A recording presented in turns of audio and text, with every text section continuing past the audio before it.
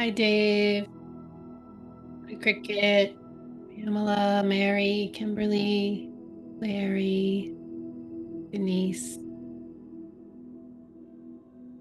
Hello. Welcome.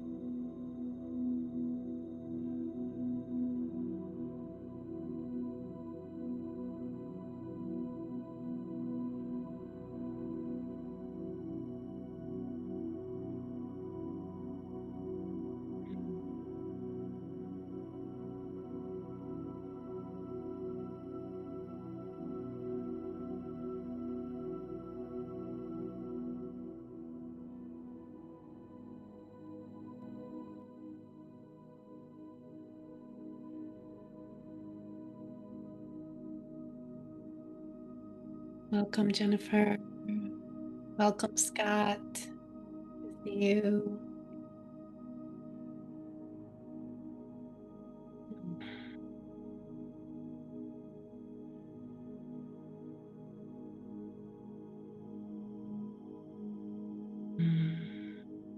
Okay.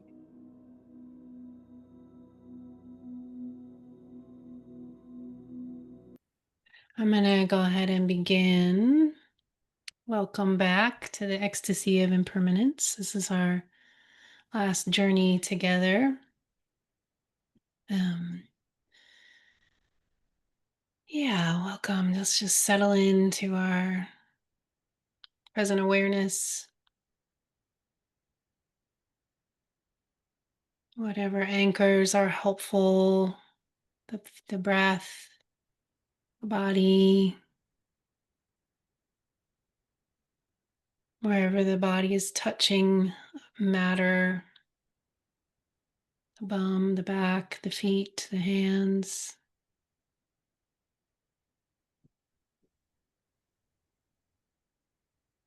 Scanning the body for pleasure, taking a scanner, the very tips of the toes, and scanning and tracking all the way through the feet, the legs, the knees. Where is there pleasure? Where is there nourishment? Up through the thighs, the pelvis, the lower back and butt, the belly, tracking for pleasure, tracking for presence, tracking for spaciousness, tracking for delight.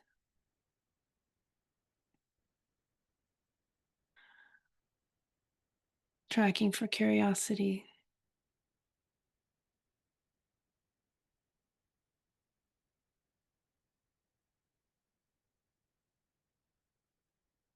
And right away, I want to introduce you to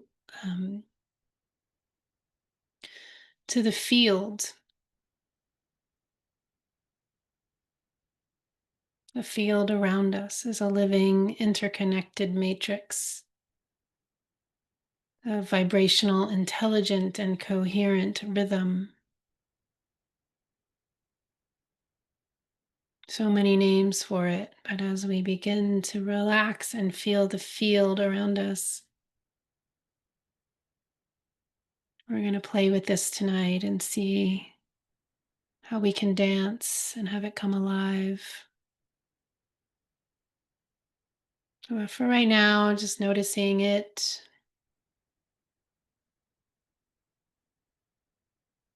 And we're going to see if we can dissolve into that field, into impermanence. But first, let's just come back. Come back into our ordinary reality, our everyday awareness, and tune back in to the field, to the group, to the Zoom room, to the channel we're all choosing to be on at this moment. And I want to start with a David Whyte poem, one of my favorites from David Whyte. And I think that people like to see it. So let me share my screen. That's a good one to contemplate.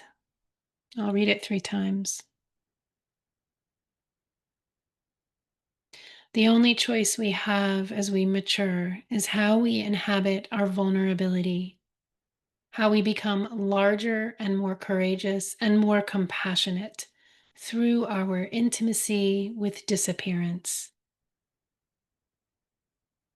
The only choice we have as we mature is how we inhabit our vulnerability, how we become larger and more courageous and more compassionate through our intimacy with disappearance. The only choice we have as we mature is how we inhabit our vulnerability, how we become larger and more courageous and more compassionate through our intimacy with disappearance.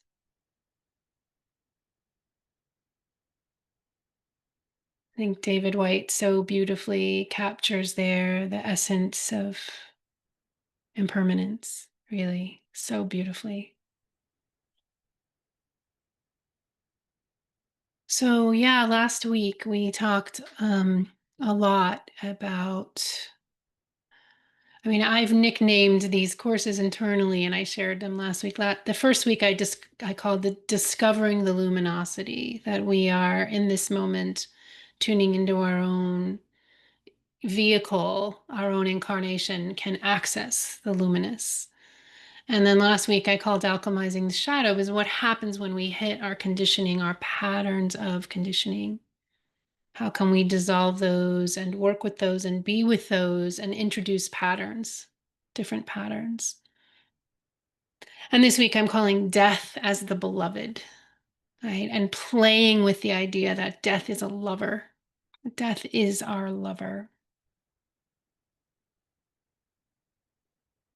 So yeah, last week we talked about, the antidote to fear is gentleness. The antidote to pain is attention. The antidote to stress, space and comfort.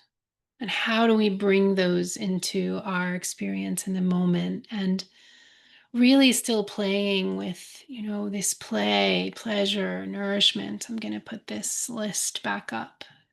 We can't see these enough. Play, pleasure, nourishment, curiosity, gentleness, desire, receptivity, presence, spaciousness, and savoring, which I don't have on this list. And we've picked a couple of these each week to really roll around with. What can I just take the tenor of this quality and play with it?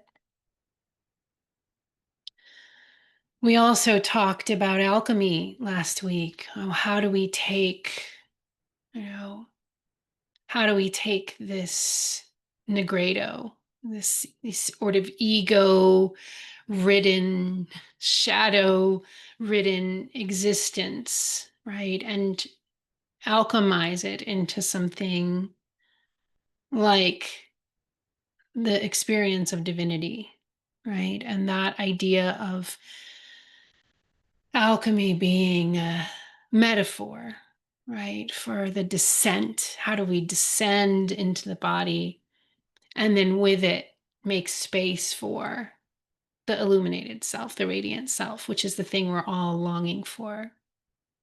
How do we descend, purify, awaken, integrate, embody, right, to this birthright that we have to feel the divinity in our own cells, not as someone else's idea, not as an external reference, but as us, right? And the idea that continued coherence, putting ourselves in a state of synchronicity, heart, mind, body, coherence is a way to rewire the entire circuitry of our system. Sort of jumps timelines. We can do that. We can repattern quickly long-standing patterns.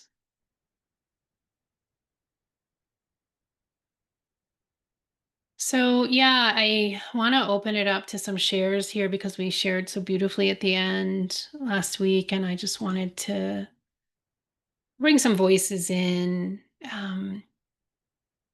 Caroline Douglas and I had a great chat when we ended last week, and I asked her permission if I could bring her name up and if she would be willing to comment. And I'd love to hear from you if you feel like sharing, Caroline. But her question was so great, and I wanted to sort of expound on it and share it with you, which is what's the difference between meditation and what we're up to. But I'd love to hear, and Jennifer, anybody who would like to offer some shares. And one of the things I said last week, was that because we're in a very emergent playground, it's really nice to hear from each other. Like, oh my God, I'm so struggling with this. I have no idea what she's talking about. Or, oh my God, I had this incredible experience and here's how I got there. Being on the playground together, sort of, um, we're in the field together, but hearing from each other is helpful for what that's worth. Hmm. Well, if you'd like, I'd be happy to share what we discussed as I recall it from last week. I was noticing in my experiences with what we've been doing that a lot of it seemed and felt to me like what I had experienced with meditation. And so I was trying to understand and distinguish what the differences were. And that led to this question about what's the difference between like meditation when you get into the higher states of meditation like samadhi and those places where it's described as complete bliss, it's described as ecstasy. So when you have those experiences, how does that is that the state and how does it correlate to what we're doing? And the only, and Lee has shared some wonderful thoughts about that, and maybe she would like to re-share and state them.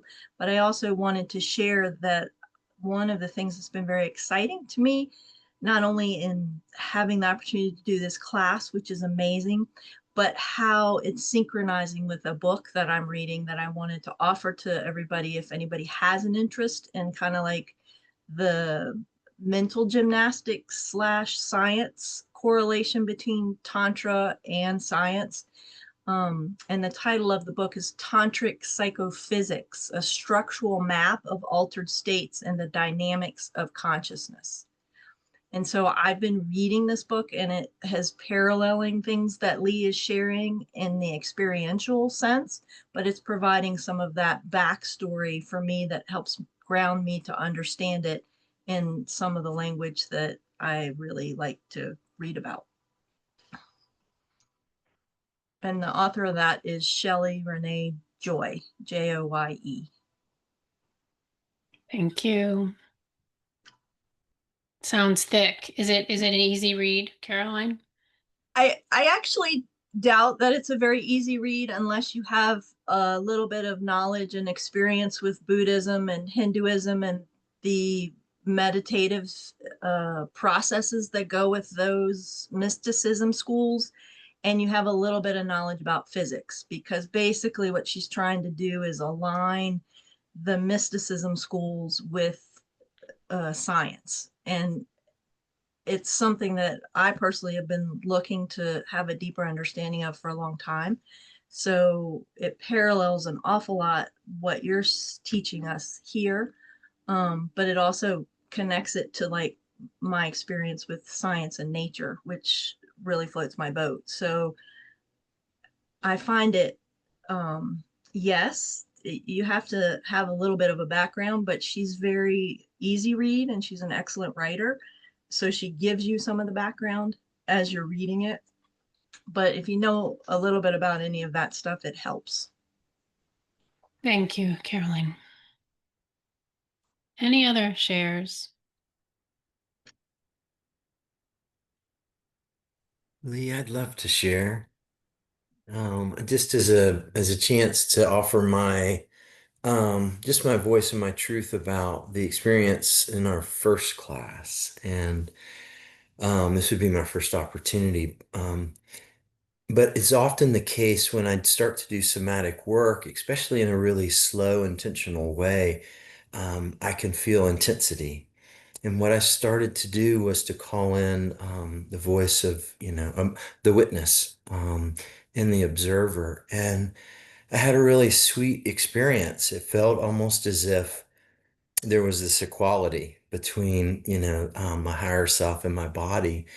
And it felt as though it was almost a peacefulness, kind of an equanimity with it that helped to sort of like calm my nervous system. So I felt both present and fully present in my body while also not spiritually bypassing some of the intensity of what I was feeling. So I just wanted to share that. So thank y'all. Thank you. Yeah, we talked a little bit last week about how this would be a 3-year mystery school to study this work, and that we are living in a really speeded up time in a speeded up digital world, and so we're dipping our toes in. So, thank you for finding your way. Yeah. Anyone else want to share? I'll share, Lee. Um, Thank you for your response to my email. Last week I had to leave early, and I'm just going to read it because I have to kind of conjure back what my experience was. So I'll just read what I wrote, and then. So last week my words were pleasure, desire, and curiosity, and I dropped into pleasure in my body, which was very nourishing.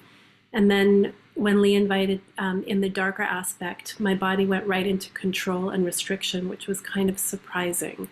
I wasn't expecting that.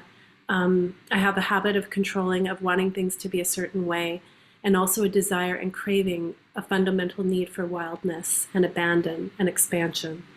So I let my body go into that as a conversation with the control. I think the control still dominates my life, but there was an opening there. And then I also kind of observed that I felt like I should do something with that, and I'm just kind of sitting with it and letting it unfold. It feels like one of the spirals, like the contraction and then the expansion, that it's like this dance. But that I have this tendency to want like crazy amounts of expansion and just to go completely out into the universe. And then my whole life, I've had this tendency to want to control things in the way people see me, and I have to look good and I have to be pretty and I don't want to rock the boat and I don't want to say the wrong things. So there's a bit of this, let's call it a dance going on. But I think moving forward in my life, I'm feeling more like it's time to really go for it and let that wildness, whatever that looks like in my life, take a little bit more of the stage. Thank you. Yeah, one of my favorite definitions of Tantra is the path of the both and. We get to have both. I love that. Yeah, I will say a little bit about I think all of these comments speak to it, but the conversation that Caroline and I had, I think it's helpful to clarify the difference between meditation and what I'm inviting here. And I'd say it's on a spectrum of what I call yang to yin, right? These sort of Eastern concepts that represent opposites, but they don't exist without each other, right? So this spectrum. And I would say classical meditation is more on the yang end of things, where you sit and you watch your breath and you let the thoughts come and go, and it's employing discipline and focus and intellect and control and intention to keep the animal body in one place long enough to develop the observer and the witness, right? To see the nature of your own mind.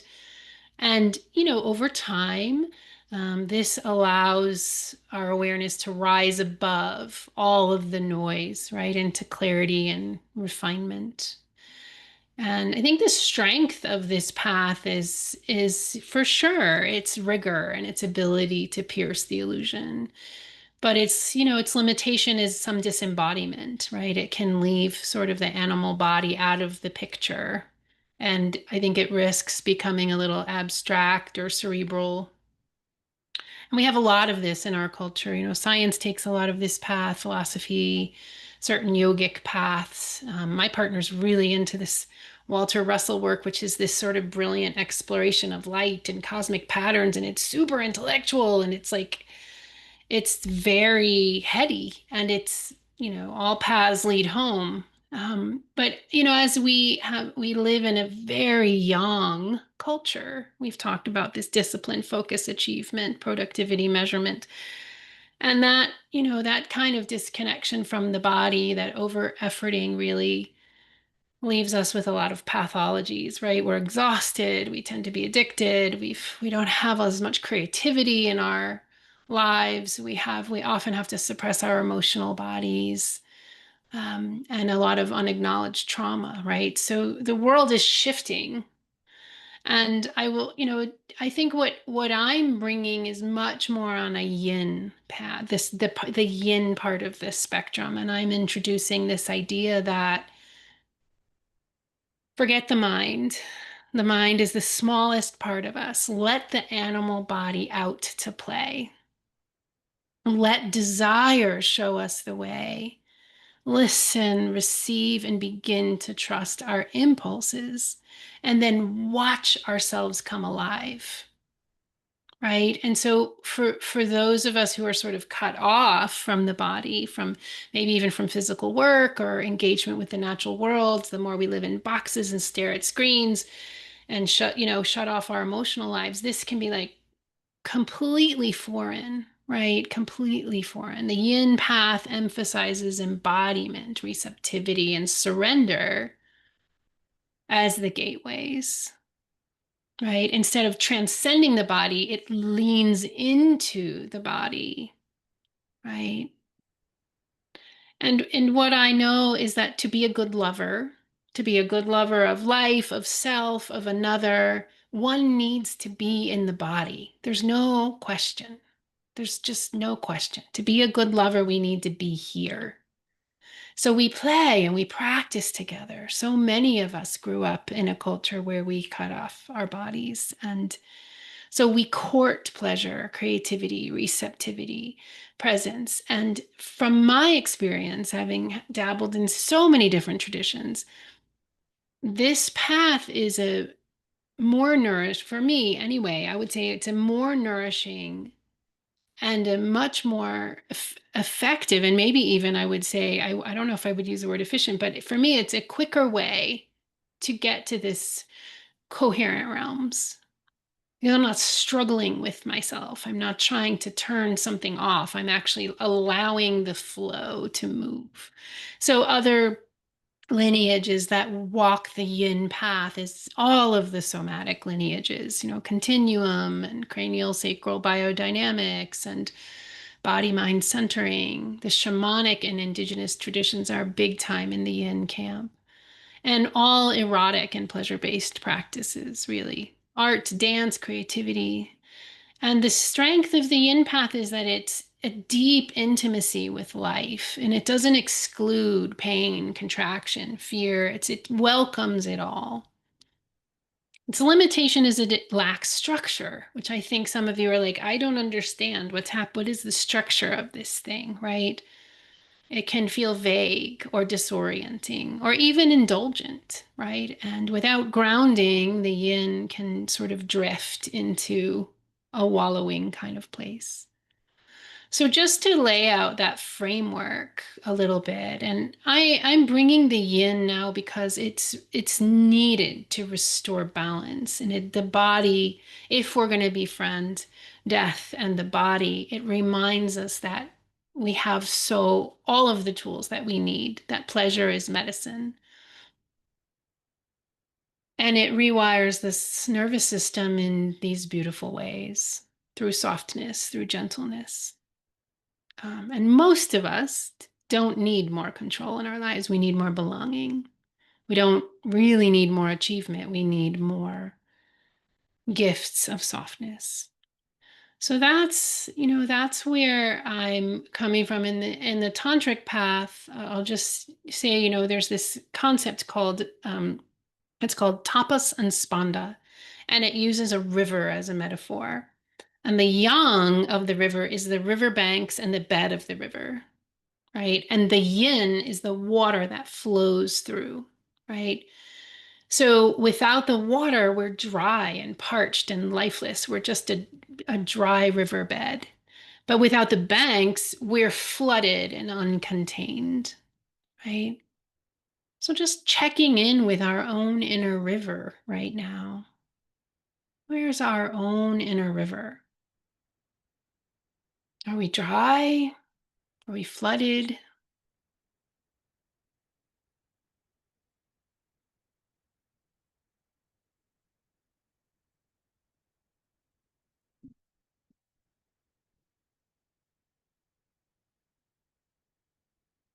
And, I just will end this particular piece with just saying, like, all paths lead home.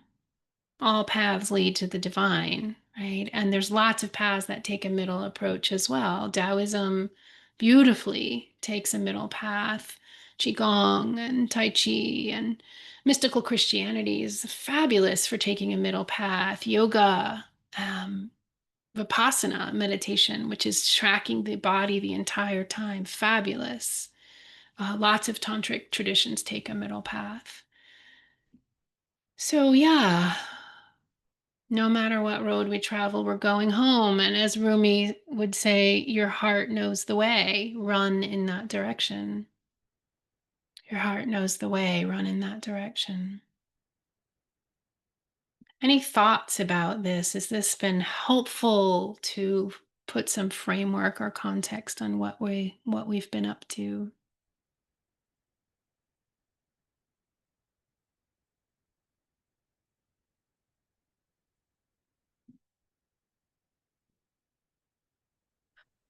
Hi, Lee visits Kimberly. Hi, Kimberly. Uh, I study with Thich Nhat Hanh, and all our meditations are based in the body, and we do regular deep relaxation. So, this feels very familiar. And last week, I had an extraordinary experience. And my husband died last week, so I was in a pretty distressed state. So to go from that to really bliss from your class was, thank you, is all I have to say. Can you say a little bit more about your husband dying last week? That sounds like a really big deal, my dear. Yeah, well, he had been sick for, I guess, 2 months. And I've been going to see him every day. And yeah, so I finally, yeah. Hmm. Can you share his name with us? Oh, Carl. Carl. Yeah, thank you. Blessings, Carl. Thank you for sharing that. Thank you. Hmm. Any other shares, thoughts, additions?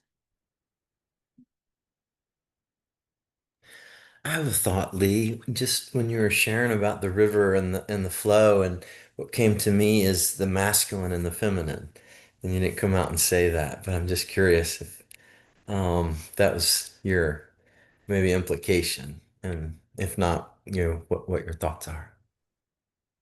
Yeah, I think yang and yin are often related to the masculine and feminine, and those words are just so tricky and loaded in our even in our subcultures. I mean, even in our sort of tantric circles, they're a bit convoluted because they carry so much. But yes, you get the idea for sure.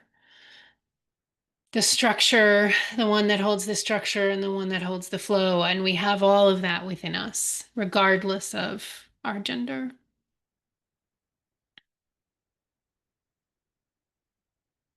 Yeah, any other thoughts? Um, yeah, any other thoughts? Larry. So, I've been grappling for some years now, this masculine, feminine,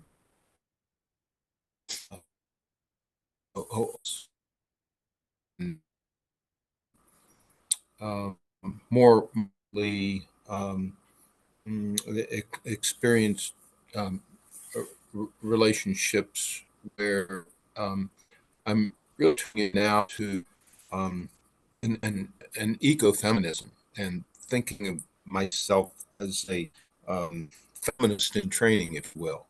Um, and this work is really helpful in just how I want to find more equanimity in how I relate with people and how I think we bring change.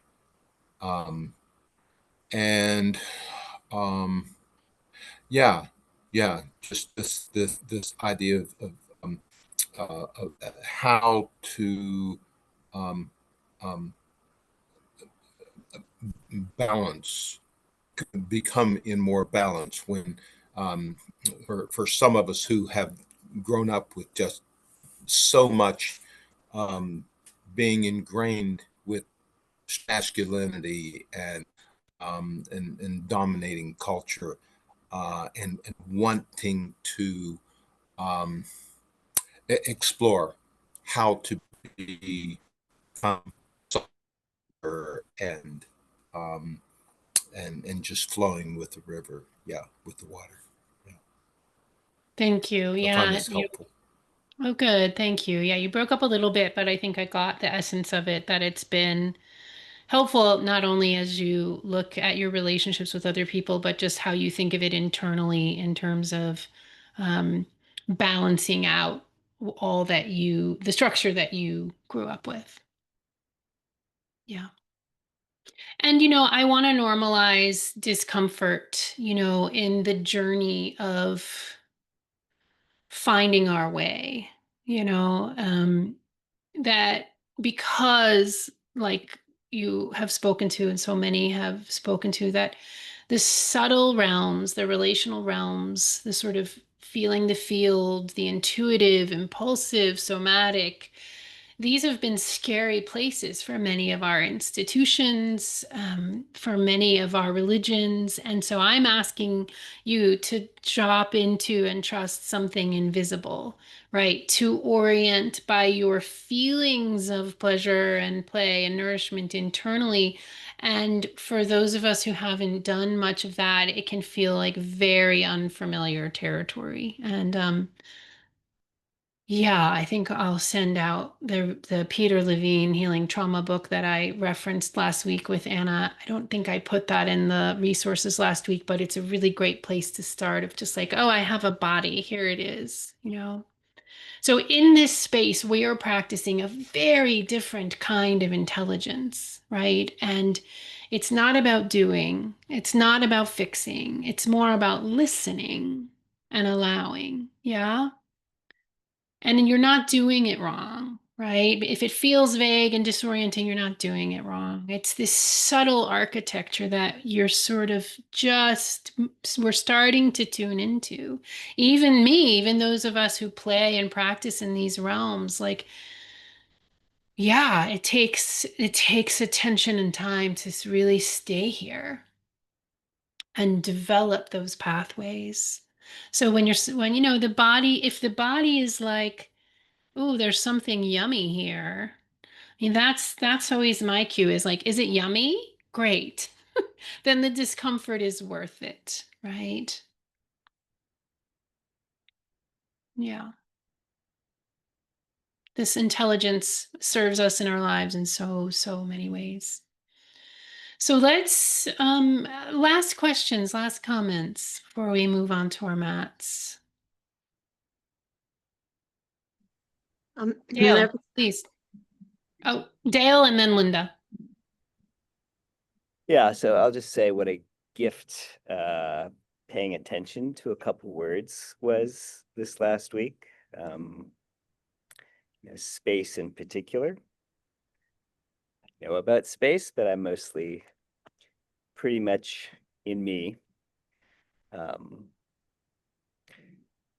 Lots of energy in me at the moment and lots of emotion, and also vulnerability was the other word I was sitting with this week. And my father's in hospice. I've got a lot going on. But also what a gift to have some external permission to be vulnerable.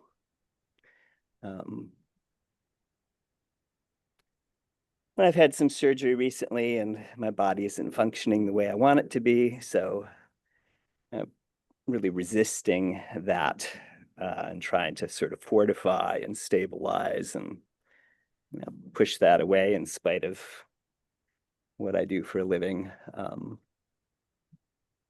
But this last week, I've just gone full vulnerable and asked for help from a number of different people, which I haven't quite found the pleasure in that yet, honestly.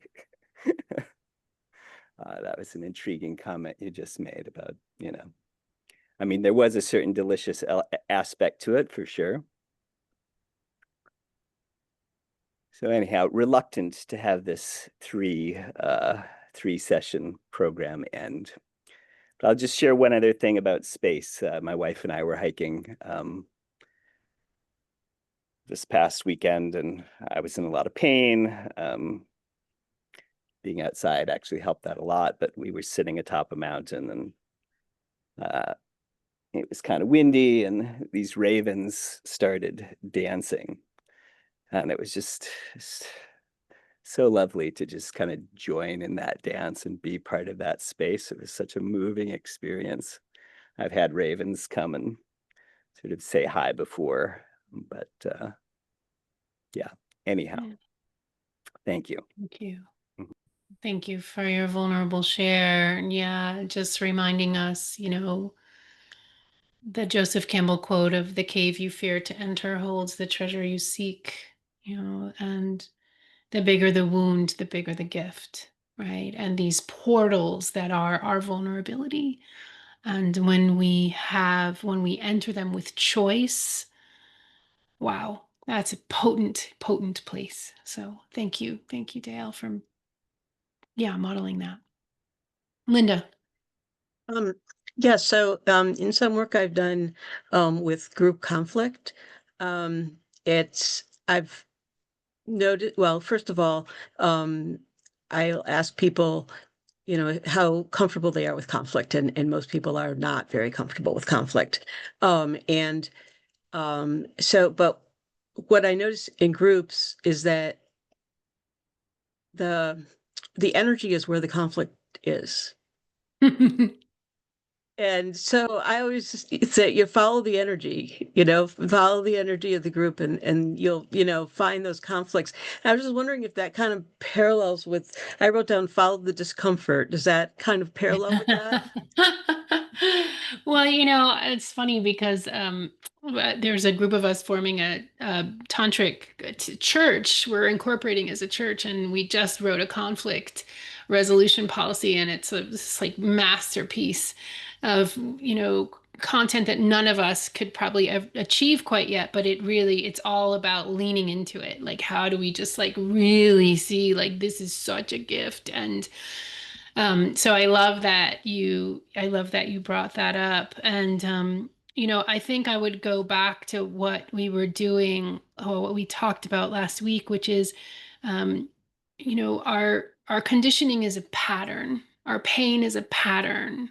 These fears, and we have our patterns. They're real, and the path that we're experimenting with here, that I'm walking with here, is to introduce a frequency of pattern that is infused with these nourishing qualities: pleasure, play, spaciousness, curiosity, all of these qualities, so that when we encounter these difficult, contracted patterns, we can sort of dance with them. And we can like teach them a new frequency, right? So we hit a pain place. I have chronic pain in my solar plexus area. So is what I do is like, okay, I'm in pain. Here we are. Here's pain. Like, great. I'm gonna welcome that. And then we're gonna also just like be with that pattern, and we're gonna just like also let other patterns move in and around. How can I soften? How can I gentle? How can I learn from this pattern? How can I actually let ecstasy into this experience of what I have previously called pain? It's sensation, right? Can I be with this sensation in a way that allows me to be enjoying it, right? Can I savor this experience instead of labeling it good or bad? Yeah, this is the non-dual approach. Because we label, then we want to run from. Yeah, it's what we do. It's humans. It's what humans do. Yeah, so that whole alchemy session we had last week, in the ideal realm, we would be in a mystery school together practicing that for a year. What does it look like when we do it this way? What about this? How about that? How does it feel different when we bring this quality? So yeah, thank you. Hmm. All right, let's move to our mats. And, for those of you who are more familiar with sitting meditation, I'm going to be leading something today where you can stay in sitting meditation if that's what you desire. And if you do desire the more sort of coherent movement based, that's fine too. Either way. We're going to be a little bit shorter tonight because I'm going to try to do two different experiences. Okay.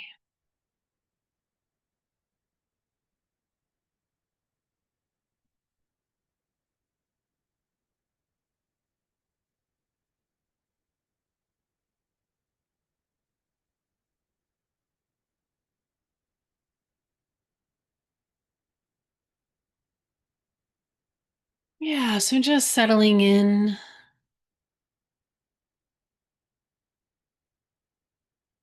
tuning in as we have been to the subtle awarenesses,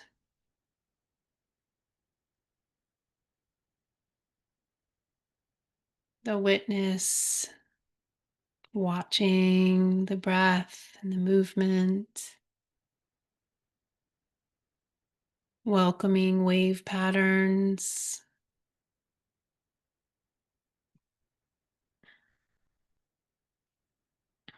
If you're sitting in stillness, noticing the ocean of subtlety within that stillness.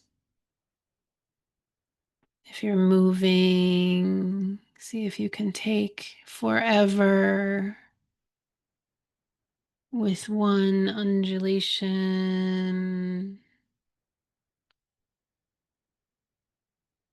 unwinding, unwinding the patterning of outward focus and starting to turn inward.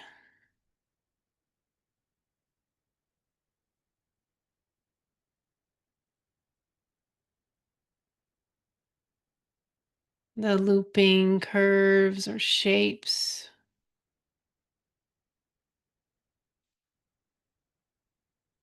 Allowing the body to find its yum.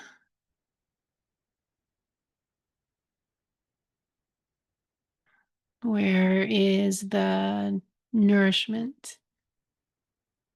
Where is the spaciousness? Where is the effortless presence?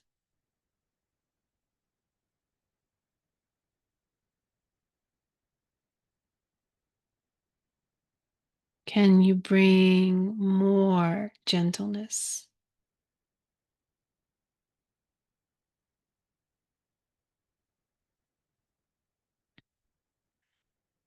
Finding your own pace.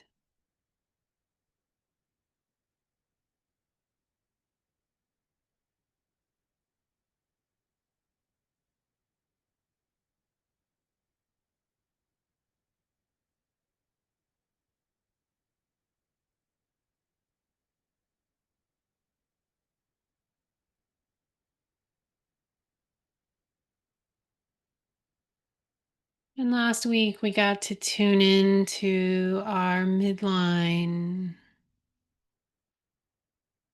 the blueprint in us, the uncorruptible aliveness of our central channel.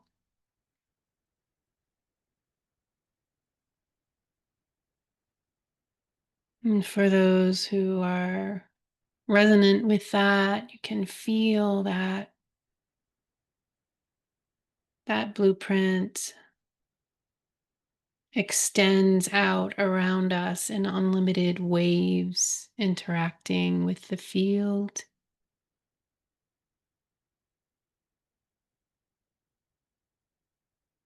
Carrying the matrix of our highest possible frequency and essence.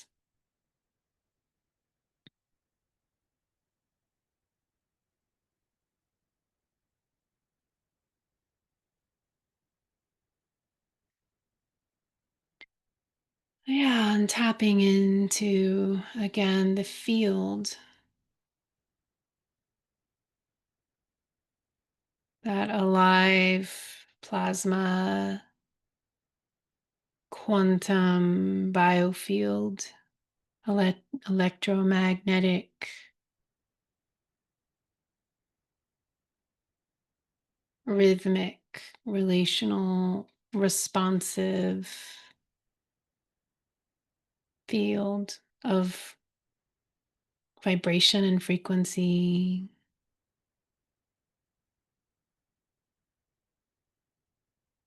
Our group has its own field of attention that we're all tuned into. You can tune in and feel that field.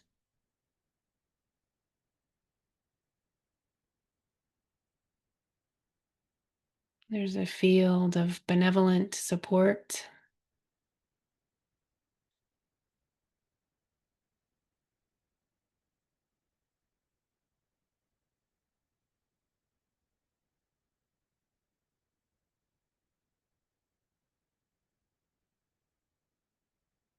These fields are energetic. They carry resonance and patterning across time and space. They hold intelligence, transmit, communicate intelligence.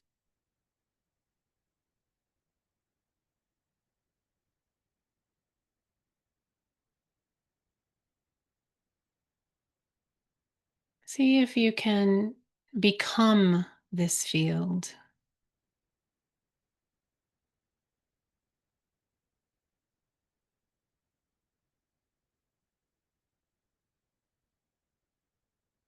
That has inexhaustible, limitless expressions of everything we long for.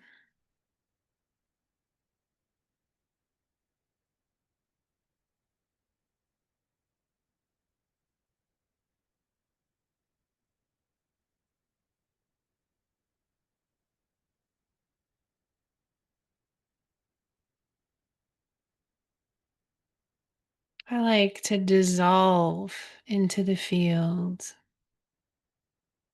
I like to feel my heart and then dissolve the rest of me into the field. Or feel where I have a place of contraction and I dissolve that into the field, giving it all away, all my identities, all my stories.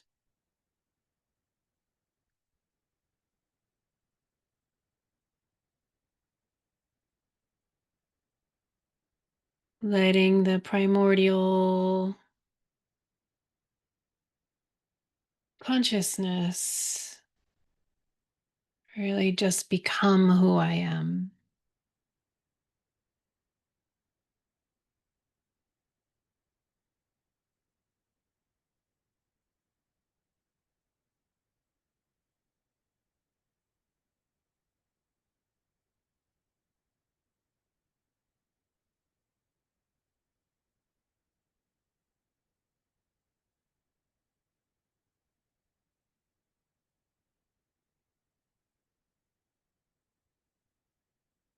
And I like to imagine the field is all inside of me, that I'm invisible. I've dissolved into the field. So it's within and around me.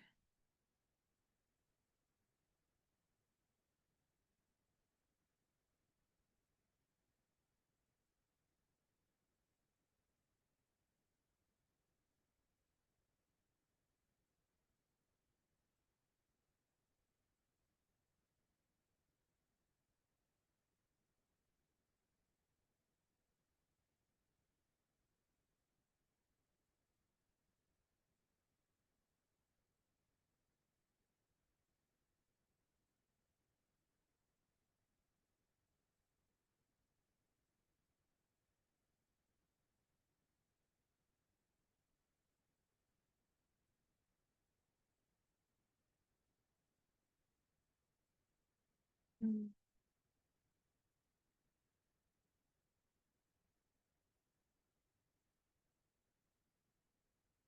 And this living web includes everything that's interconnected.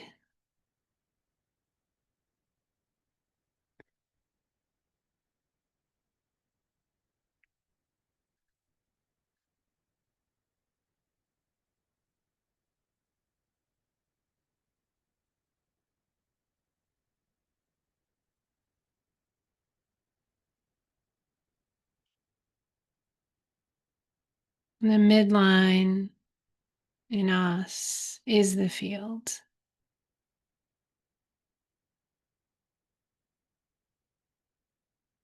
It is our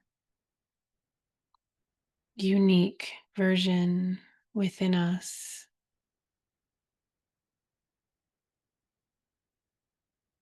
The blueprint of wholeness.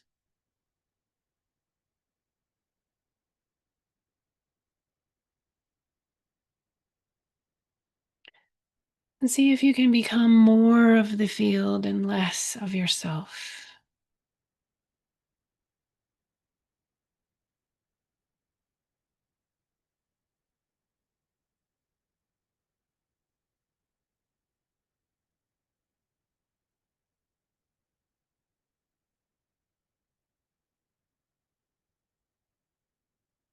Attuning to the intelligence all around us.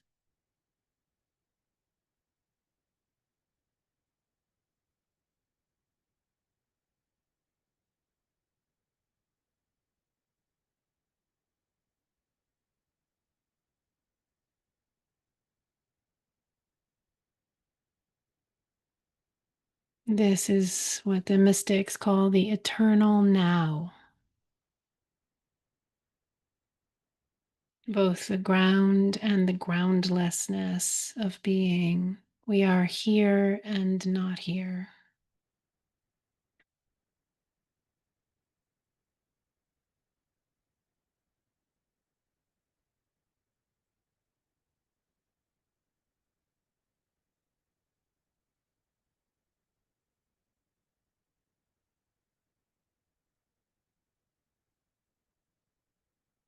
Movement is welcome here. Stillness is also very natural in this place. This place of no resistance, just surrendering, giving it all to the field.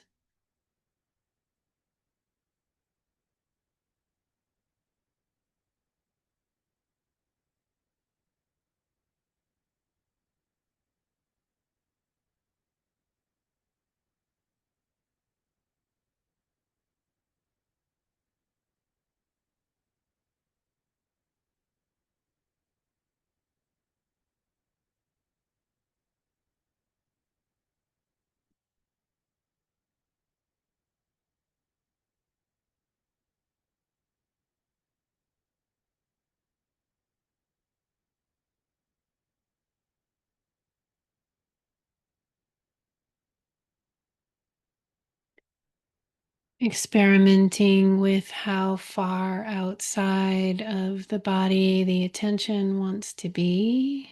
What does it feel like when the attention's close in versus further out?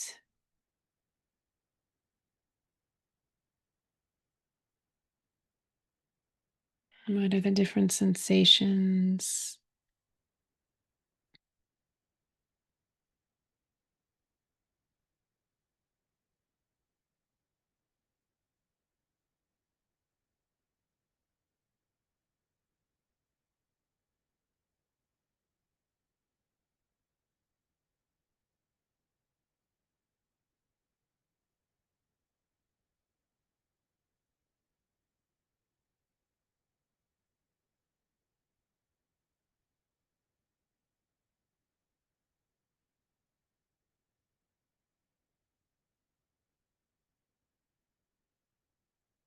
And what does it feel like to move gently in these spaces, allowing life force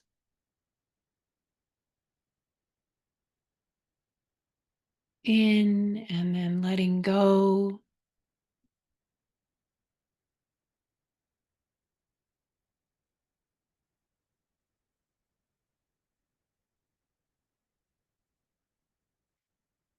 This field is teeming with potential, all possibility of patterns, inexhaustible wealth.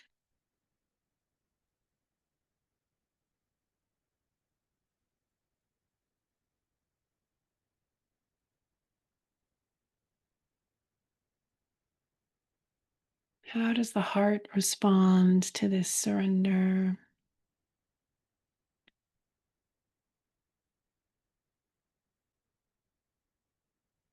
Hmm.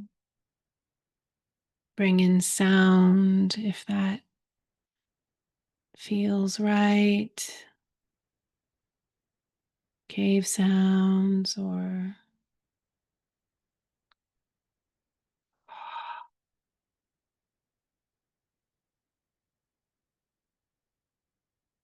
oh sounds.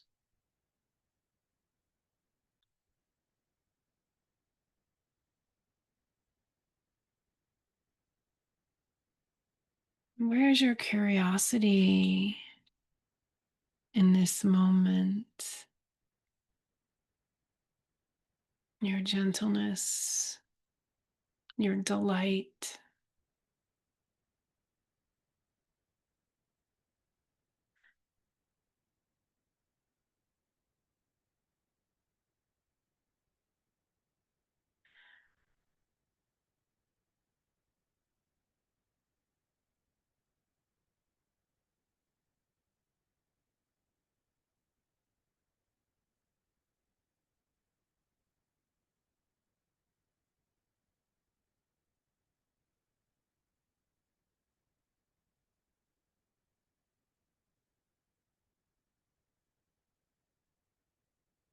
We're often bathing in fields that maybe aren't quite aligned for us. And then we go into deep nature and suddenly, oh, But here's our opportunity to surrender into the expansive field where all possibilities exist.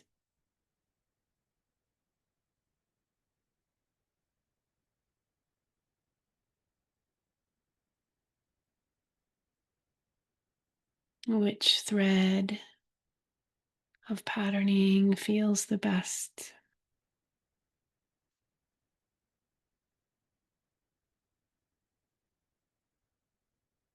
Melting into formlessness, impermanence,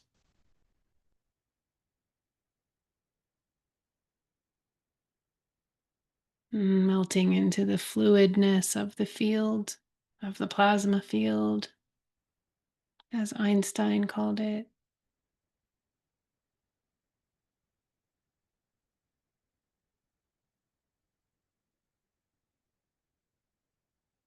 To have a body and experience the field is an exquisite intersection. The cosmic play.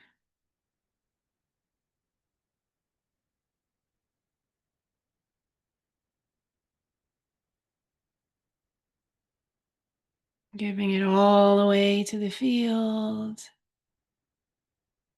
And in the next moment, awareness of the body going back and forth. The body being a tuning fork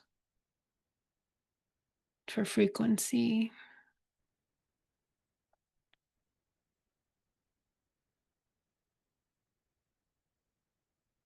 You're no longer confined to what's in the realm of the skin. You exist far beyond. Evaporate into the subtle. Dissolve into the matrix of life. The unnameable substrate of everything, where nothing is separate.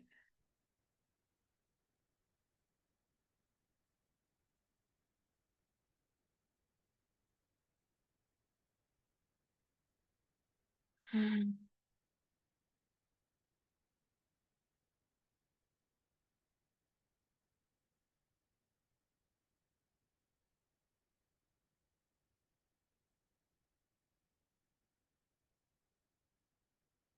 Feel your trillions of particles spread out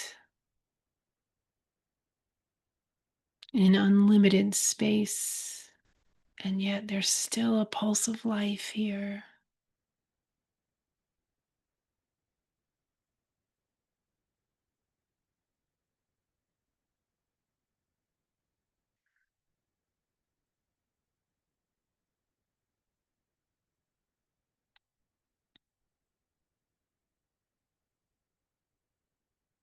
Touching these fields of coherence,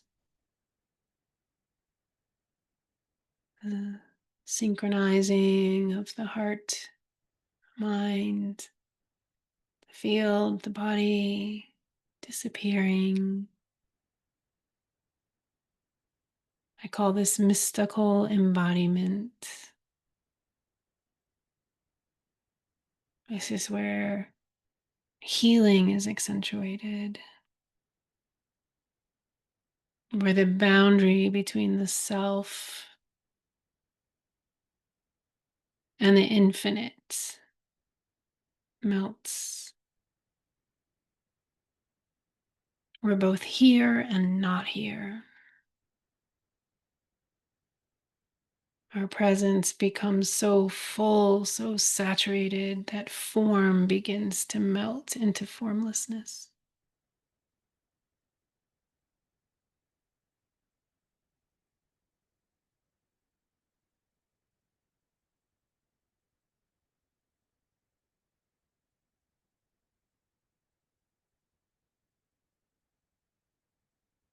We're both rooted and expansive, dense and luminous,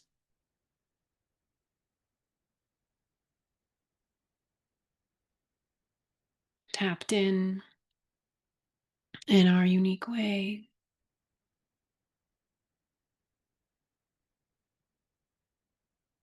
Play with the concept of ecstasy here.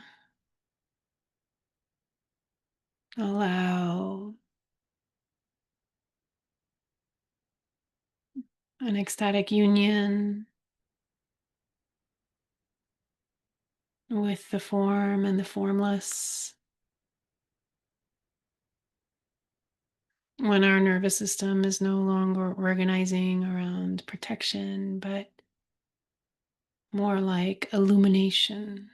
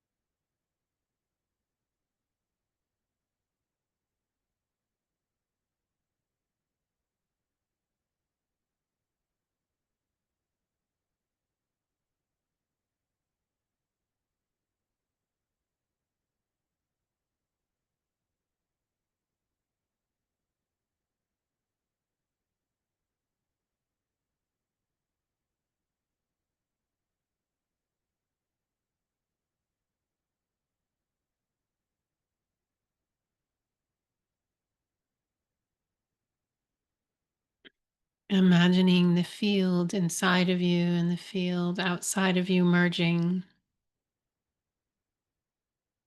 No boundary, just one continuous space of pulsating energy.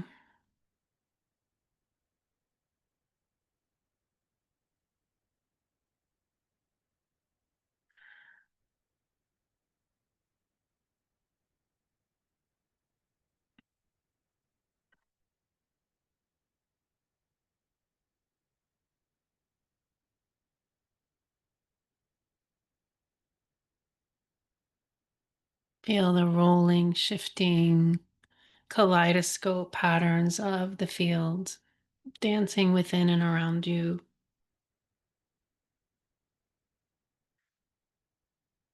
Notice where it's delicious.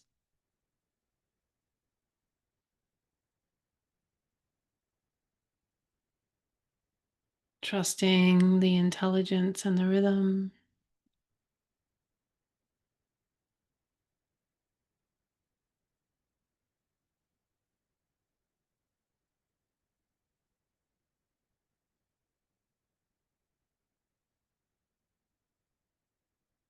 Everything is magical and alive.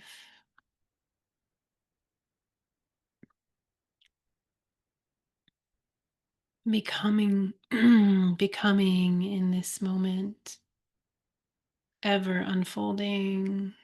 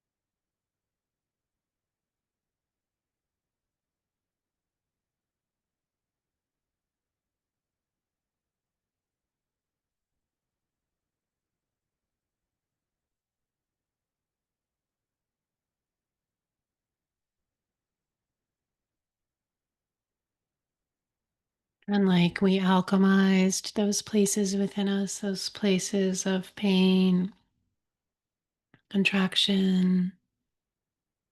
See if we can bring a pattern of dissolving it into the field as an experiment.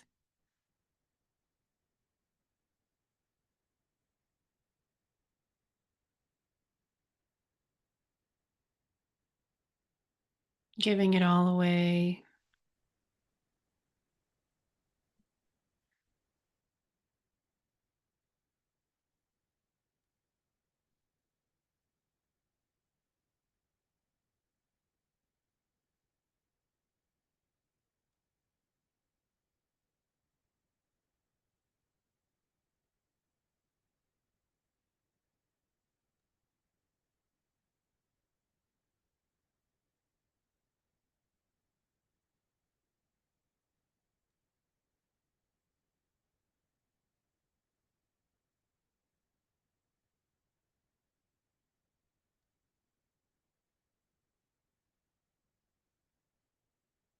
This is what the Sufis talk about when they refer to drowning, dying into the beloved, annihilation. This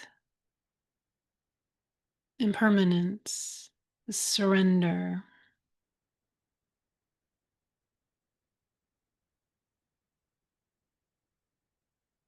When we enter these places voluntarily and consciously, we can begin to live and practice between the worlds.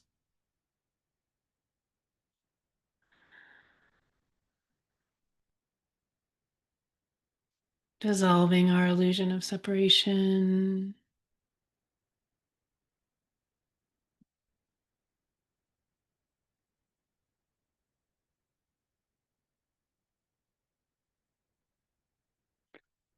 Oh.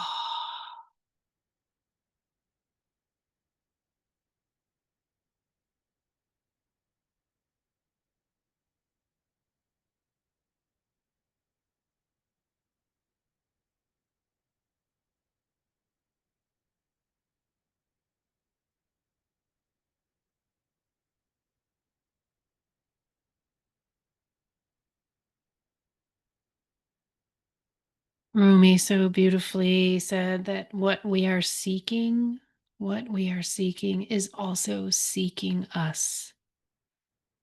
What we are seeking is also seeking us. This is where we meet. This is where the field and our longing meet.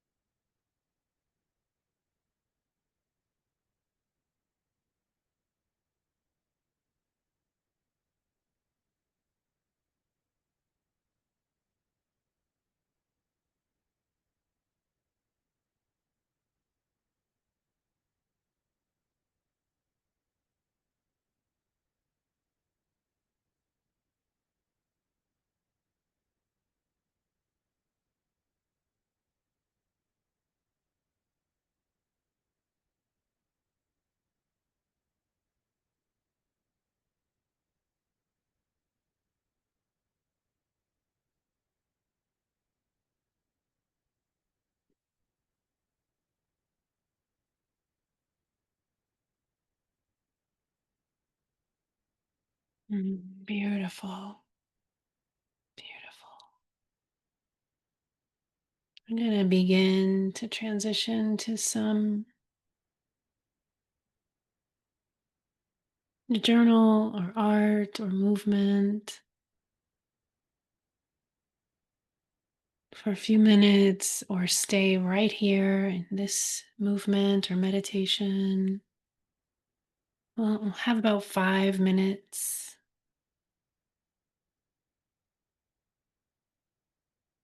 And then I'll call you back.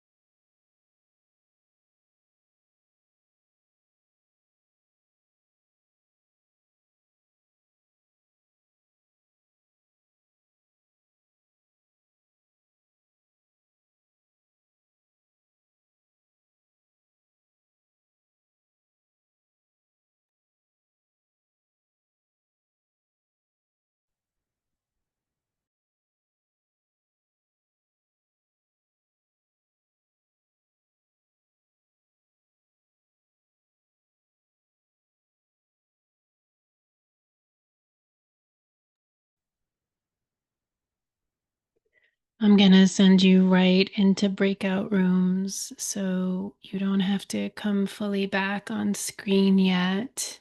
But I am going to give you some instructions and you can begin to tune in to playing with the field, with a partner. If you don't want to be playing with another, then let Anna know so she can jigger the rooms.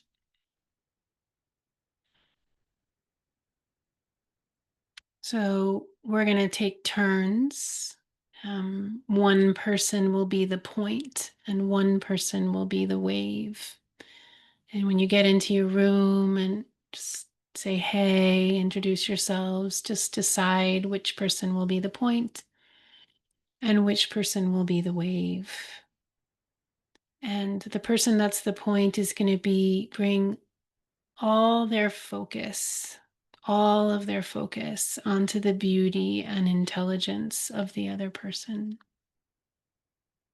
So if I'm the point, I'm going to bring all of my focus and presence on the beauty and intelligence of this other being. And then that person gets to be the wave. They get to dissolve in the face of my presence. They get to dissolve into their own wave in the face of my presence. I'm going to do that for 5 minutes and then switch. And you'll keep your own time.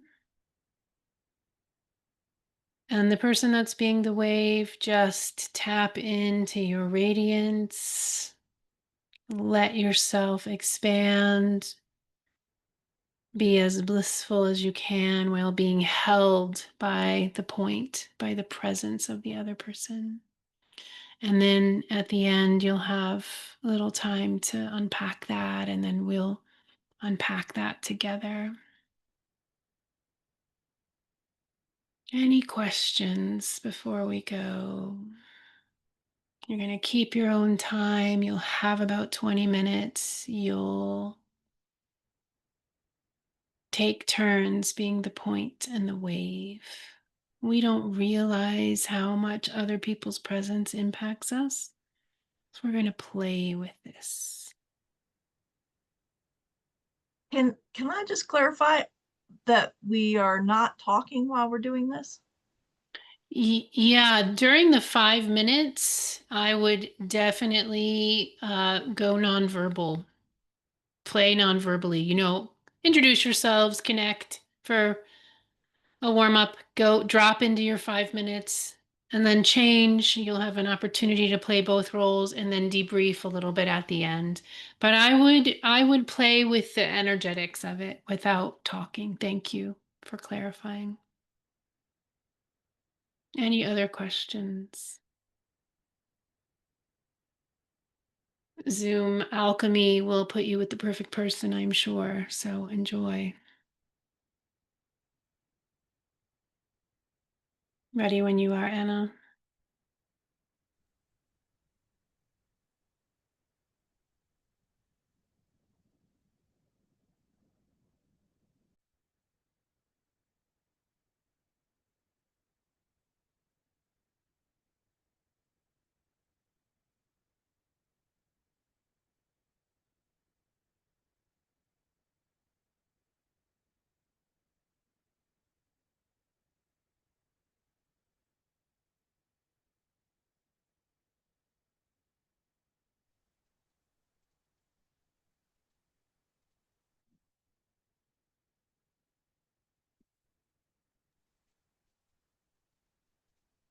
Hi, Michael and Kimberly. You probably popped out a little sooner than you needed to, but it's going to be like a minute.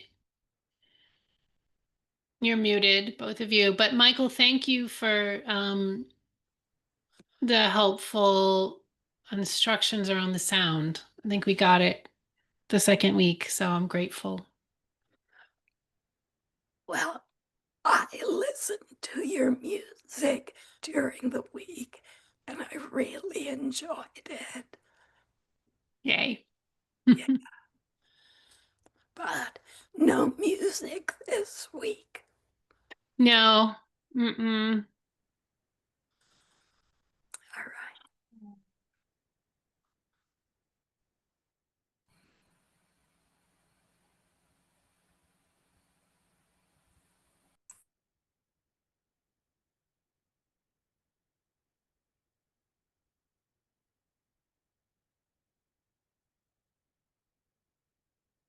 I'd love to hear how that was, if anyone cares to share the point and the wave. Well, I was the wave first, and I did a lot of wave-like movements that I found very pleasurable and relaxing. And at the end, I wanted to go wah and just give it all away. Wah, wah, wah. And that felt really good too. Nice. Michael did movement, and I really enjoyed being with him. And I was kind of waving when he was moving. Uh-huh. Yeah. Some micro movements in your point presence practice. That's great. That's great. How I imagine for folks that there was a qualitative difference having that point of presence there. Were you able to communicate that with your partner, and how was that? I'll share about that because it was really powerful for me. I really love this exercise. Um, for me, it was like I was the wave first, and Dave was the point, and immediately I just felt like I could fly because there was an anchor. And like immediately I just expanded and went on the ride. And it was so beautiful. It was so safe because there was that point. And then, and what was interesting was, Dave sort of mentioned, I don't know if I did it right or whatever. And I'm like, it was like it was just the presence, that strong presence, for me, a masculine presence actually. But it could have been a feminine as well, but it was just like, boom, very, very powerful. And I felt like I could have created from that place. Like I wish, in some ways, like I feel like I could have received. We talked about receiving. When we're in that space, we're completely open to. We are that creative field. We are it. We don't even have to receive it. So I want to explore that in my creative practice, in my writing, my music. And see what happens. Because the other thing I'll just share is when we were doing the exercise before, usually I have this experience of opening my crown chakra and bringing the light in, allowing the light to come in. And I explored that light being me, like that there was no separation between the light outside of myself and the light that was me. And for that matter, my guides, or anything else. It all just became one thing, which was really powerful and felt like the beginning of a journey. So thank you. Oh, I love that. Yeah, I love that. The chant I am, right? And in many different languages, the Satnam, what you're talking about there at the end was like, if we could only touch how, yeah, this words fail me. If we could only touch how amazing it is to exist, the I amness of it all, and the divinity that is in and around us. And I think it weaves back to your original point, which is where Dave was saying, am I doing it? Like, I don't think that we understand, and maybe men, and there's a beautiful masculine presence in this case. I don't think, men, I don't think you understand how important and crucial your presence is for us, how important our presence is for each other, what it does to allow us to surrender our presence for each other, men and women, all genders. So thank you for sharing that. I really resonate with everything you said. Thank you. Can I say one last thing? Yes, please. At the very end of the practice, before we got into groups, I did some writing and I just wrote, I feel like I just got a taste of the before and a taste of the after, and merging of both into infinite timelessness. Like I touched the before the incarnation and I touched the after of the incarnation. And then I had the experience of all of it existing at the same time. Mm. That is so powerful.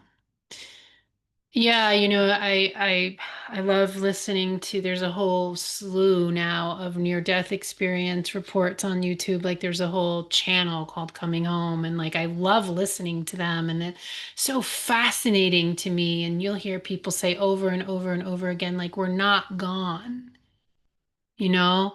Like there is so we can't conceive of it, and yet when we can touch the eternal now, we can start to get a little taste and flavor of that, and also enjoy our separateness, right? Enjoy the fact that we're in a body and separate. This is the puzzle, this is the riddle, this is what we came to experience, is this separateness. And to touch the infinite within this separateness is really a profound experience, very profound. And it prepares us for all the deaths between here and the death of our physical body, prepares us to ride that wave. Oh, so beautiful, Jennifer. Thank you. Oh.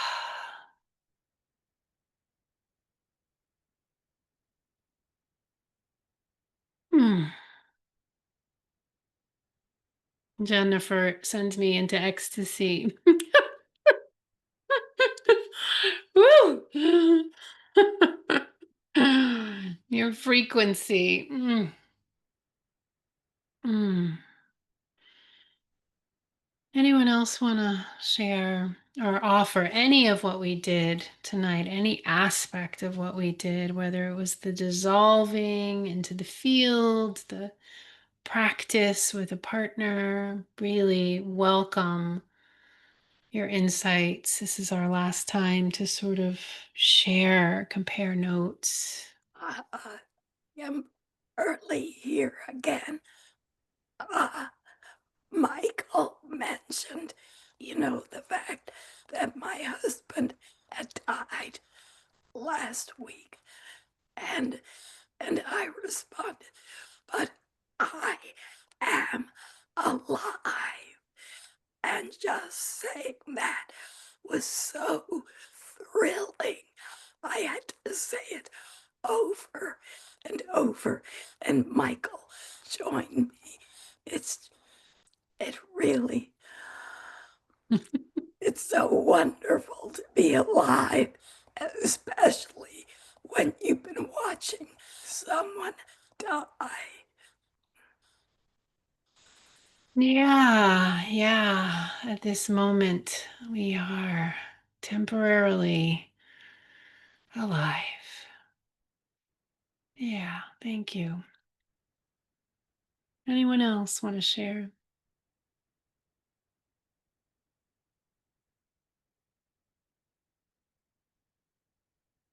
Hmm.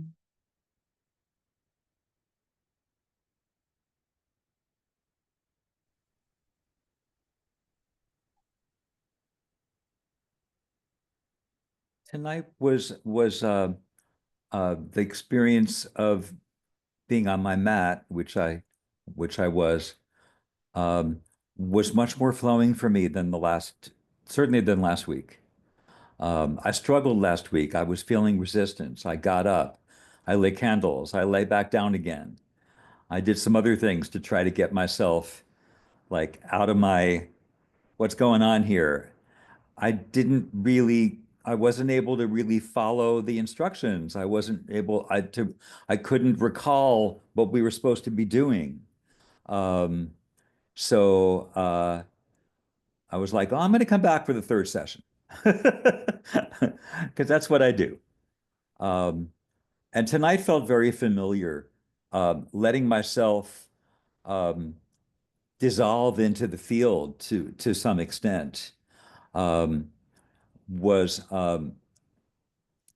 was really lovely, and just to be able to go there and come in and out of the awareness of my body, and then my body just being um, sort of actually very much sort of floating out in space. Um, Someone had used the word space in an earlier share, and somehow that stuck with me. I was in space. Um, and it was a very familiar experience for me because in January at my birthday party, I simulated a near-death experience for myself, and for an hour I lay still and just in very, very deep trance while people had a party all around me. And then I got revived and joined the party. And I'm just summarizing that very, very quickly. There was a lot more to it, obviously, but it brought me back to that experience in which I have already touched death intentionally, and it matters because I just felt more open to the field tonight.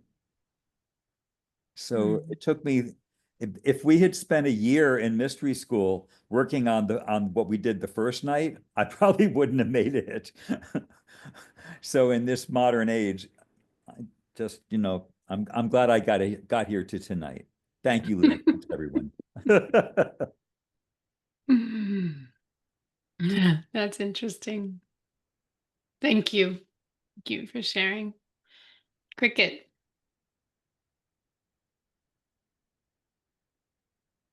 Hi. Hi. Um, I have a couple scattered things that I want to share. Um, First of all, Montaigne, I'm not sure how to pronounce your name, but thank you for your share. I love the idea of having your own birthday near-death experience. Um, so thank you. That was really, really cool to hear about. Um, I wasn't able to attend on week one. I live in Santa Fe, New Mexico, where there are internet problems. Um, and so I came in on week two, and I want to acknowledge how deeply welcome and safe I have felt in this container. Just an instant and profound sense of belonging that has been so freeing for me. And my choice to enroll in this course represents for me a return to this kind of work after about the last 11 years, really, of pretty severe autoimmune disease as a teacher in my life that has brought with it a lot of pain. And I've recently been aware of how I have gradually ceded my body to the pain, so that that's been the territory of the pain, and I've been less and less inhabiting this physical vessel. And so I just want to share as feedback for you, Lee, that the gentleness and the vastness, and both the precision and the wide openness of your cueing has been so lovely for me, because it has enabled me, and I struggle with this as a person in general, to participate in any way that's been available to me. And overcoming ideas of doing things right has been really important to my returning to my body. So this stands out in recent years' experience for me as just a beautiful homecoming. And when I've rejoined the group after our solo time on our mats, I haven't been burdened by any sense of missing out or not participating in specific guidances. I've just felt so deeply rooted in my knowing that this has been exactly the experience to come home into my body. And I also just want to say that I'm inclined to think that after these 3 weeks, if you were to offer a year or 2-year apprenticeship, you might have full enrollment from our current cohort, including me. So I hope you'll consider that at some point. Mm-hmm. Thanks, everyone. Mm-hmm. Mm. Yeah, I'm just really taking in your share. Yeah, that autoimmune chronic illness, regular, experiences of pain. I feel you. And yeah, just, really playing with, really playing with this transmission, this teaching. I know I've brought his name up before, but this man named Richard Rudd, created this whole spiritual transmission called the gene keys, and there's there's a 64 genetic coding, and there's one of them I was really contemplating recently around the role of suffering and the transmutation of the suffering, and the idea of like, can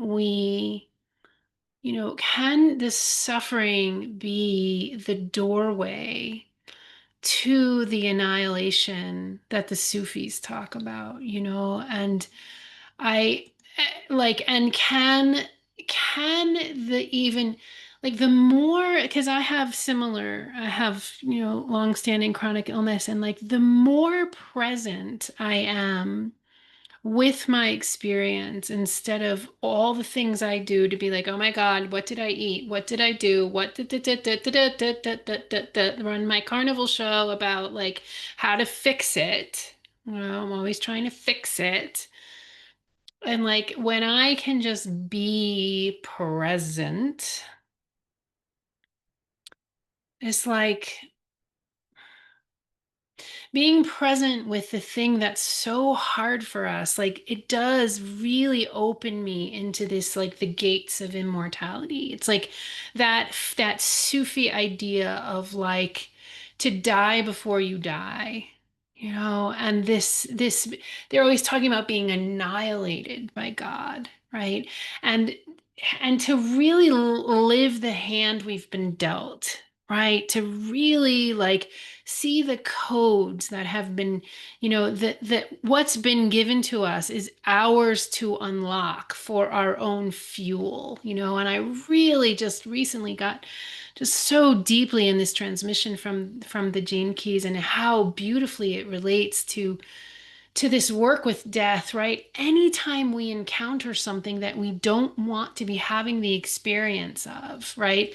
Something we're encountering, we're like, no, we face our fear of death, right? But if we could imagine that is our lover, our beloved, right? And that's the moment we actually touch the eternal.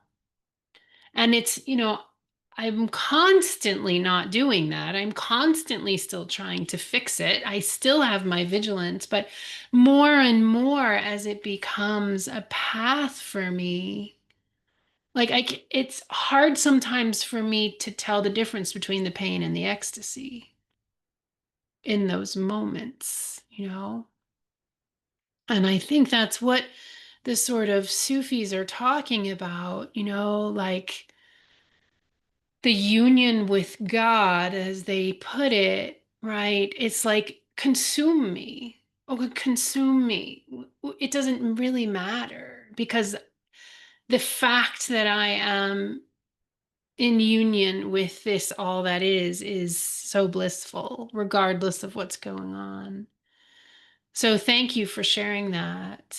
And I also, yeah, just wanted to sort of bring it back to the path, that whoever had said the masculine and feminine, the symbol for Sufism is this heart with wings. There's a wing on either side of this heart. Yeah. And the way the Sufis see it is one wing is the masculine and one wing is the feminine, and we need both. We need both for our sort of spiritual journey.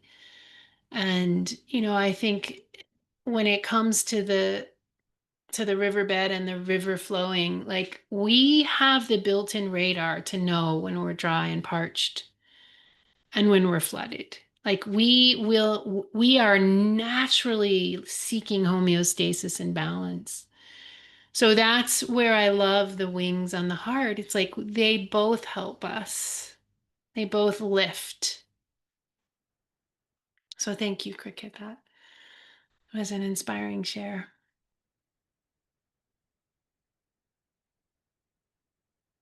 May I add one more thing to my share? Please. Yes, please. What I'm realizing is that I have um, I have surrendered to the pain of this autoimmune teacher. What I hadn't realized was that I had um, also sort of given up my relationship with pleasure. And I'm finding that the practice of the dissolving into nothingness and the intentional reaching toward pleasure has been so profound for me in this class that I'm realizing that pleasure um, was where I lived for the first 30 years of my life in this body pretty effortlessly a lot of the time. And then it's become this really distant shore that I felt like I couldn't reach. And somewhere in the last 11 years, it became a combination of exhaustion and pain, and really working through things like doing the Vipassana sits and practices that I have to really surrender and dissolve barriers and resistances between myself and the pain. But I sort of forgot about pleasure. And I didn't realize that I was developing this little hidden belief that pleasure didn't belong to me anymore, or even that to reach, to swim for that distant shore was too big an expenditure of energy and too daring a hope, too high a height to fall from should I not reach it. And part of the blessing for me of being in this container in these sessions is feeling like there's no wrong way for me to reach for pleasure for these 40 minutes that we're on our mat.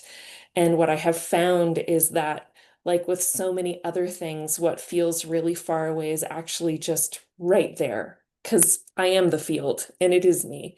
And so just touching that shore of pleasure and feeling pain come into my body again, and then reaching again for pleasure, back and forth, and really hearing what you'd said and writing in my notes, just a reminder to myself to take every opportunity to make contact with pleasure and to really savor sensation in this body when it feels good.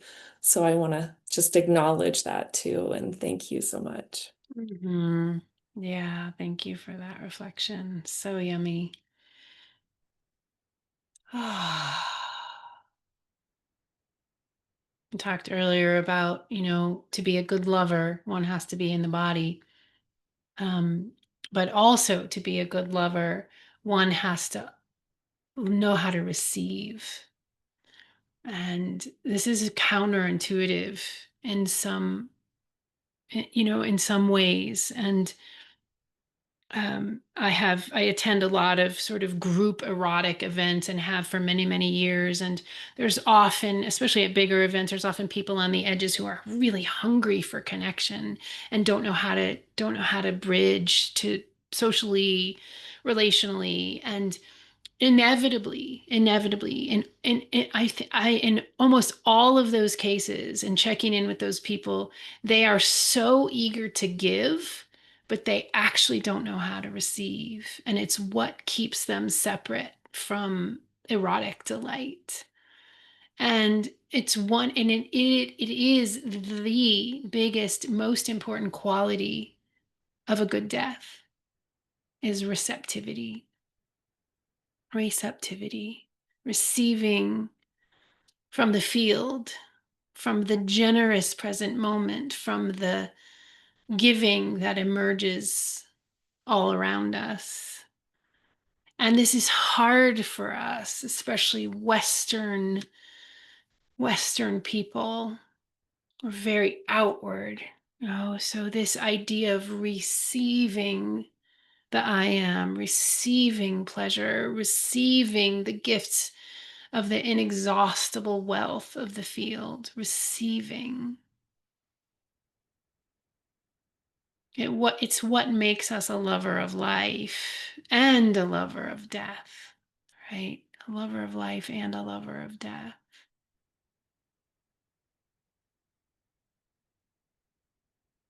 Receptivity.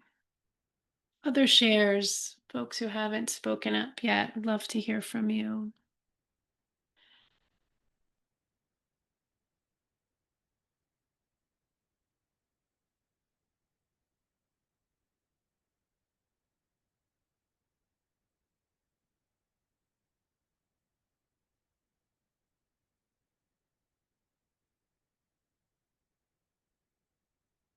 The field is very, very beautiful this evening. I'm just so ecstatic in my system, just hearing from you all. And like, I love the playfulness and curiosity that gets bubbles up in people like, oh, I just didn't.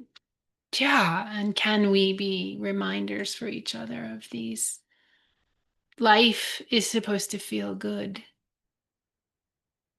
Our birthright is to feel the divine in our bodies, in our experience.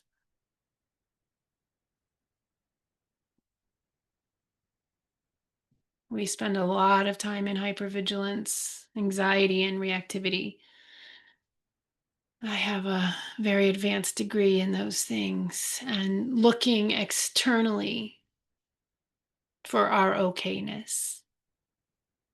The more and more we get into our body, the more and more we're able to be present with our stuck places, the more liberated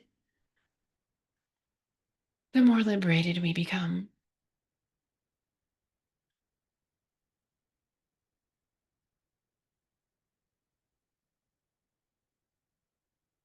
Other shares, we have a few more minutes together.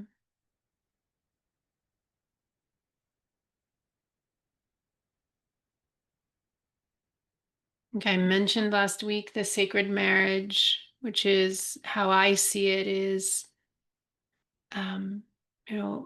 it's meant to be the marriage between spirit and matter, or masculine and feminine. The way I see it is if I can be present with myself, my experience, my body, and I can make more and more and more and more room for my own soul to descend and incarnate. And then I am partnered. I am deeply, deeply partnered with the infinite and eternal part of me. But if I'm pushing myself away, if I'm pushing my parts away, if I'm refusing to be with myself, how could I illuminate those places? That's how we become one with the divine, as we let it in through our own presence, through our own willingness to be here, our willingness to be here.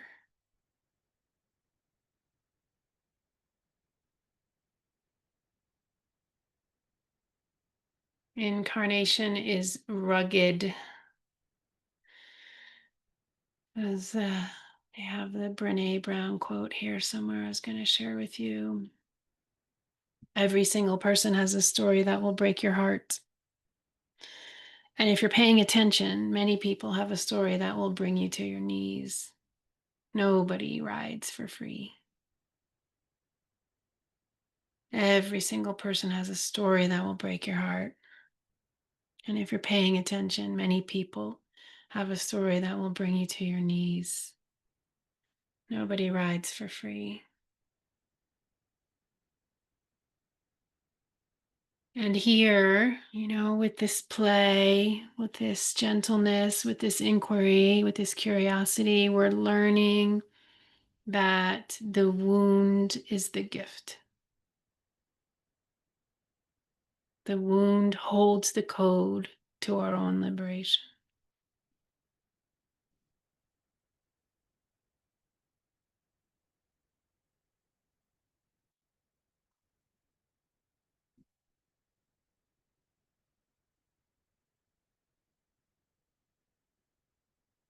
Joseph Campbell beautifully said a very Sufi thing. Joseph Campbell said the psychotic drowns in the same waters in which the mystic swims with delight. The psychotic drowns in the same waters in which the mystic swims with delight. It's the same material. Do we have the tools to work with it?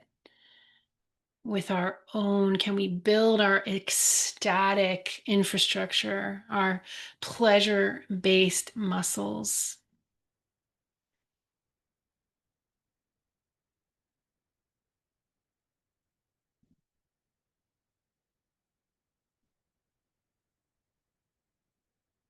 Hmm.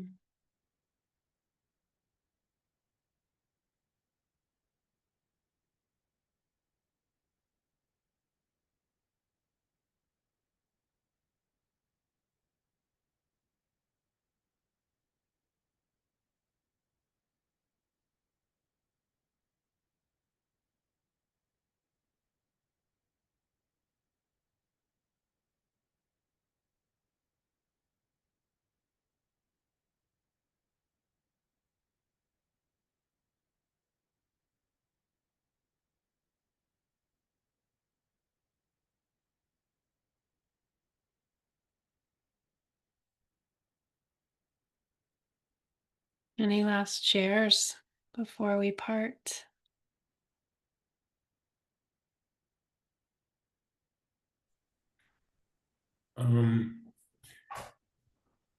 While I was listening to Jennifer, I realized while I was the wave, I felt very safe, and I could just be myself. And I don't usually notice that. And I didn't even realize it until I heard her talk about her experience in the group. So that was kind of interesting. I don't feel safe most of the time in our whatever this world we are in is. So that's a pretty rare thing for me. So I should learn to recognize it. I guess I already can recognize it, but it just some part of me recognizes that I don't listen too much. And while I was on the mat, I was on a vision quest a long time ago, and I made up this song, and I don't take credit. It's not like I wrote the song. The song came to me, and I could put it into words and sing it. And the song is pretty short. It's come with me, we will find a deeper place. And I often wonder who is me and who is we. And sometimes, a long time ago, I used to say that was the song of my soul. But tonight, I came up with a different meaning, which doesn't negate the other one. That on my vision quest, I talked to a rock, and the rock was weeping because of it missed humanity. And so the me and the we were the weeping rock.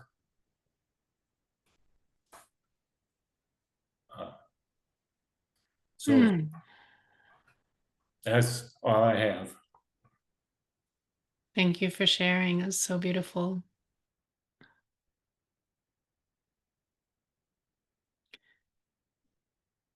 Can you say the song once more? Come with me, we will find a deeper Place. place. Yeah. I usually sing it, but I have a sore throat and a cold, and Fair enough.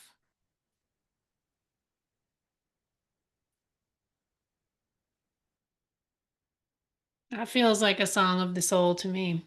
That's beautiful.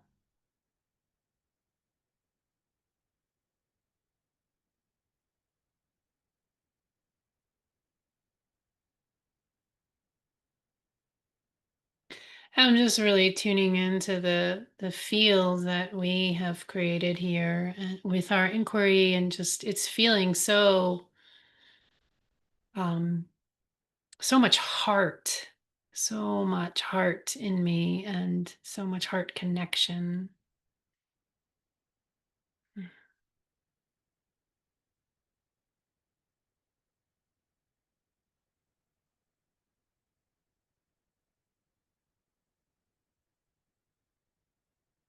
Mm.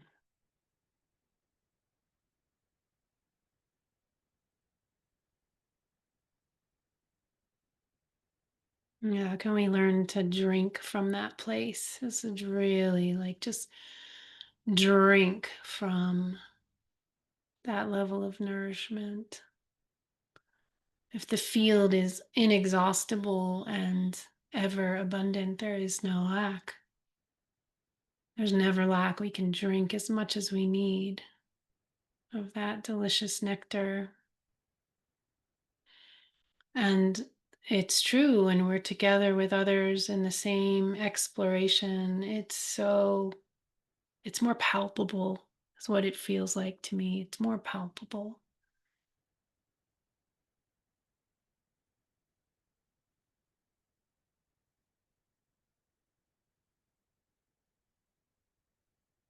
Oh. Well, thank you all, and thank you, Cricket, for the apprenticeship. I am in early dialogue with a fellow Tantra teacher about doing a 9-month in-person cohort. So I like the reach of Zoom, but I think this is so. I want to be embodied with people. I want to be in a deeper place. I want to be on a deeper journey, and this work brings me to my edge constantly. It works me. This transmission works me so deeply, and then when I get to share it with you all, and you add your pieces and components, and we build on it, I sort of want to do nothing else but this. Like, why would we do anything else but this together? Really, this is the place of healing our world in a way. So I have no more details about that, but I think um, it feels to me like being in resonance with our bodies doing embodiment work is just, it lights me up. So yeah, I'll roll that out if it comes to pass.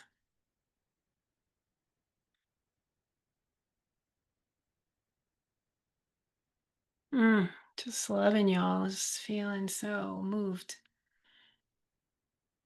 Mm.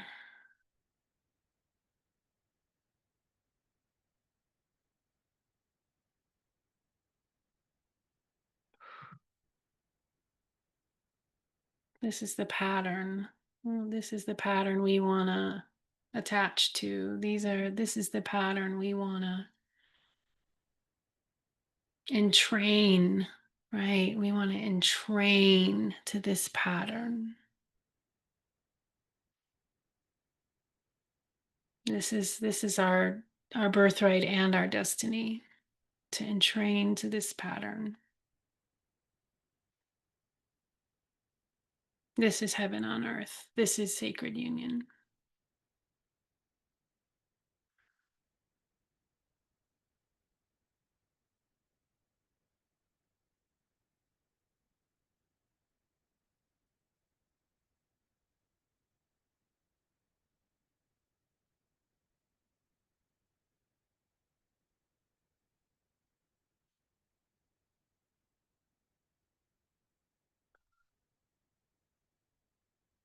Any last shares?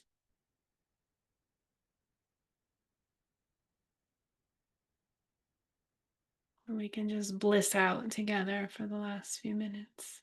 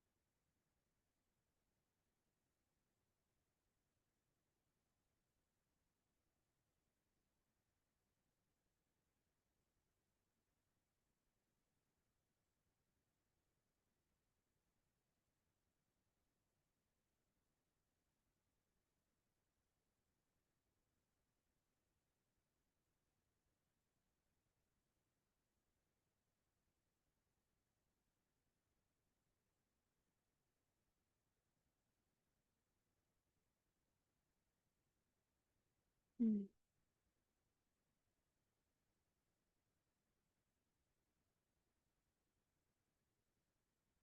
Hmm.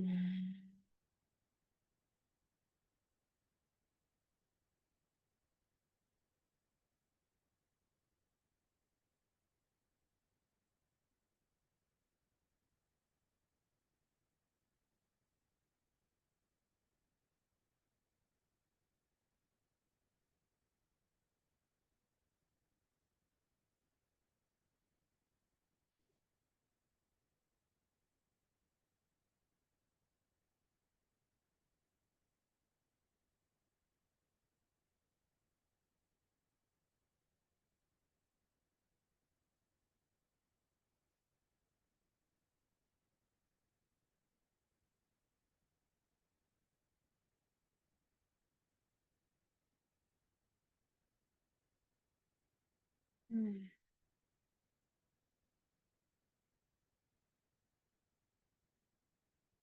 Hmm.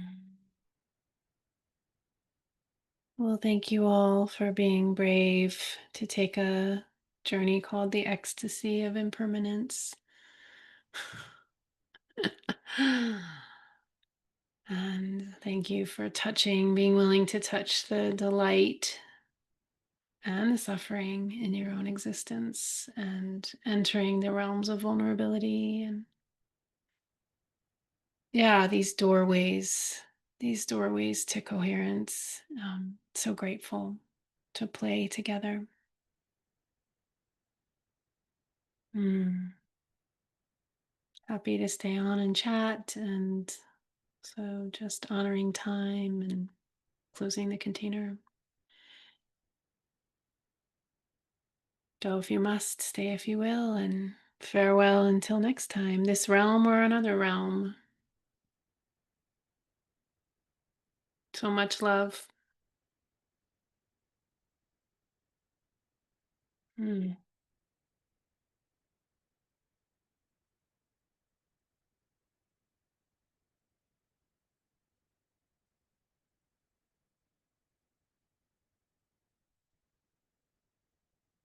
Mm.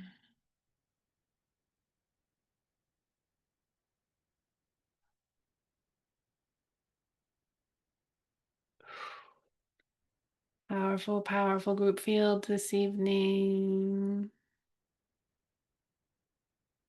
Mm. So delicious. Mm. Mm. Thank you, Mary. Mm. Mm.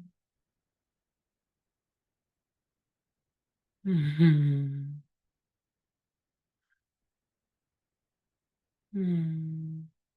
Bye, Cricket. Bye, Jennifer. I don't want to go.